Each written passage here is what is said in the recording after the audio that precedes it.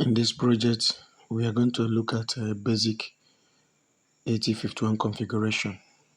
That is the basic configuration you do on 8051 before you start working.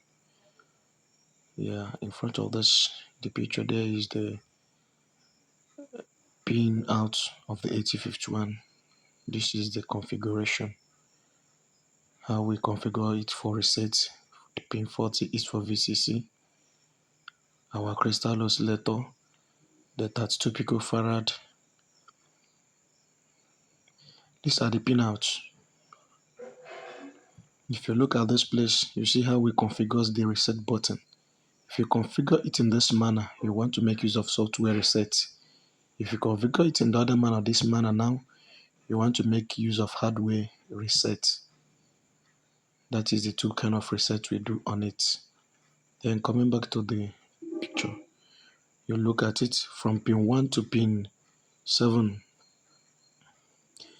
is the port 1, while from pin 10 to 17 is port 3, pin 21 to 28,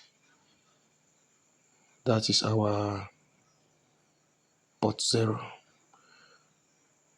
Okay, these are the features, the characteristics of a 8051 microcontroller, that is 8089C52 microcontroller.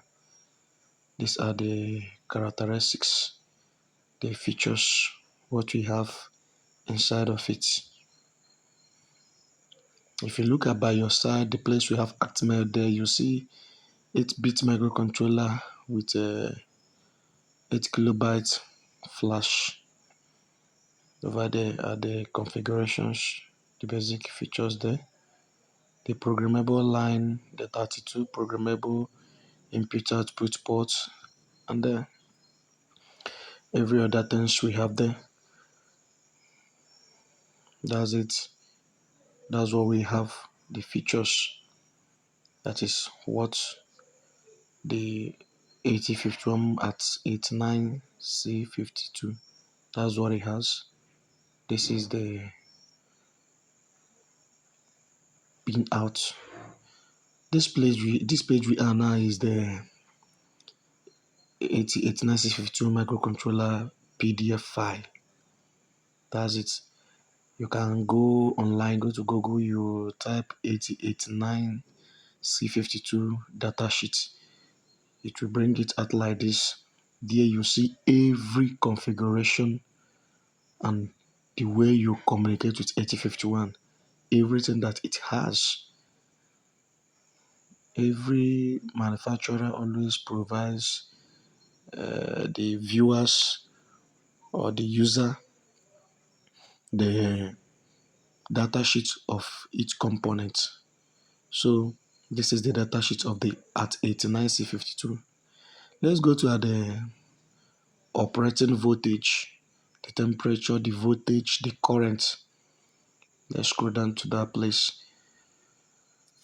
From here, you will be able to know the amount of voltage, the temperature, like this place now, absolute maximum rating. Operating temperature, -55 down to +150. Storage, you have it there. Then voltage, the maximum voltage you can apply to it. Anything above this voltage, we burn it. Then the maximum voltage at the pin out. Then this place is the maximum current that each of the input output pin is bringing out, 15 milliamp. And as a result of this is why you cannot directly power inductive load or LED very bright using the pin of the 8051 microcontroller. You have to use a SATA transistor or a relay driver to be able to drive relay. It's not like other microcontroller like Arduino that has up to 600 milliamp at the input port. Okay, let's look at the circuit, the Protus simulation of the basic configuration of 8051, that is at 89C52.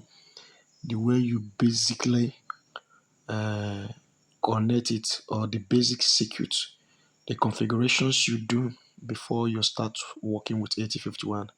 You don't just bring it and start making connections. There are basic configurations. Your reset button, your crystal oscillator, pushing pin start 1 to VCC. Okay, we have brought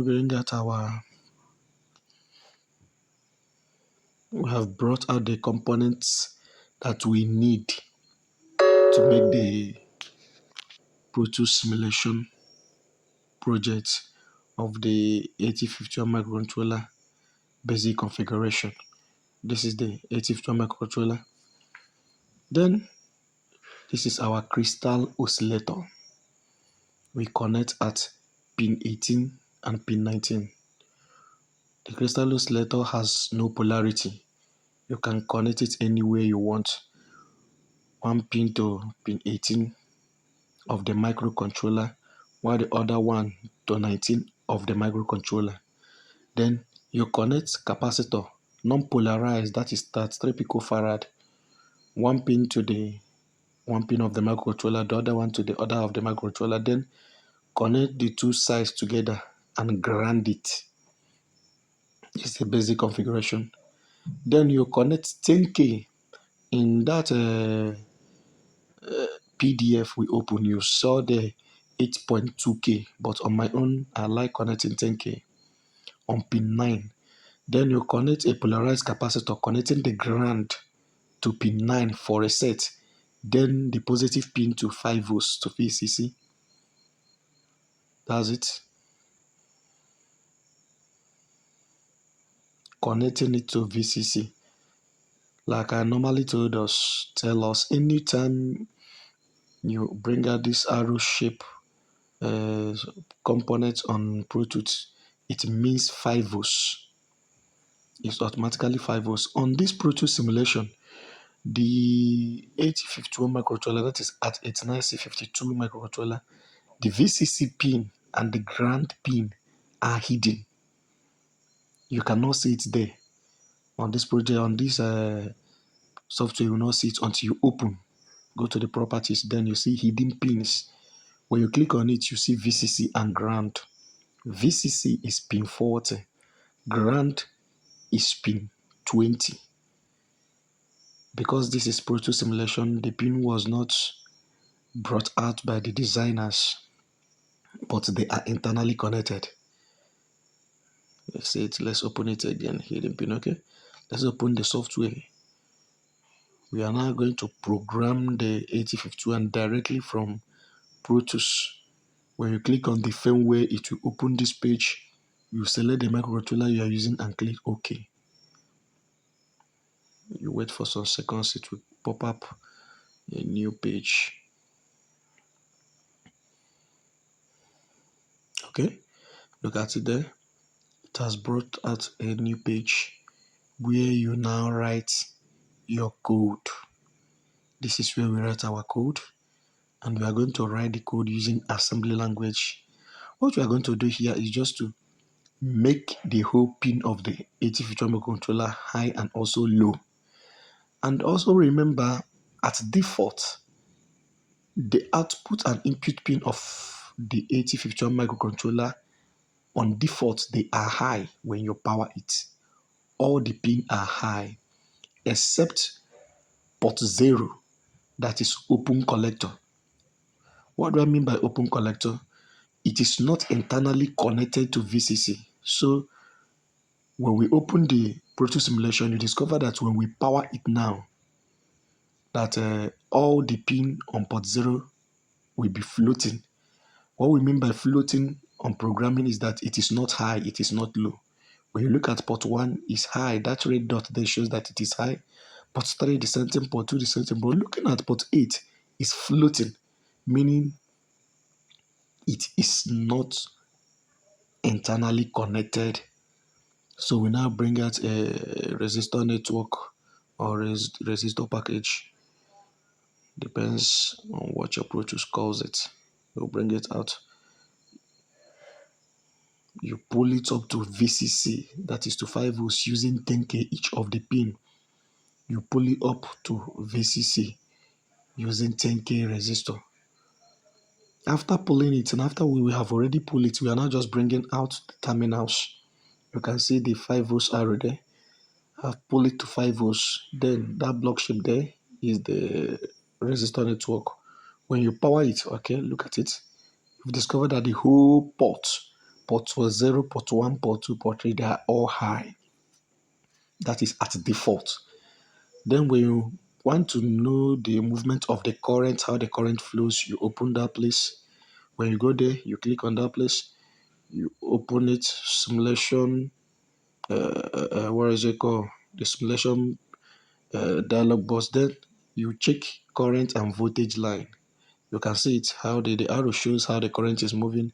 The other arrow on the other side shows how the current is moving to the ground. You can see it. Okay, let's now write a code to off the whole of the port. That is to make the whole of the port low.